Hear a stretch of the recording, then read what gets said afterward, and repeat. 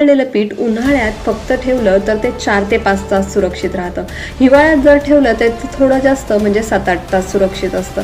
यानंतरून पिठामध्ये नैसर्गिक बॅक्टेरिया आणि यीस्ट वाढायला सुरुवात होत असते. फ्रीजमध्ये जर तुम्ही हे कणिक ठेवली तर जास्तीत जास्त ती 24 तासांपर्यंत तुम्हाला वापरण्यासाठी योग्य असते. पण काही वेळा लोक 2-3 दिवस जुनी कणिक काढून सुद्धा चपाती करतात. पण ही सगळ्यात मोठी चूक तुम्ही करत असतात, कारण की 24 तासानंतर कणकेचं टेक्स्चर हे एकदम चिकट होत असतं आणि त्या कणकेचा रंग थोडा करडा आणि हिरवटसर दिसतो.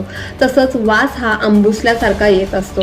त्यामुळे हे जर खाल्लं तर याचे काय काय धोके आहेत ते मी तुम्हाला सांगणार आहे.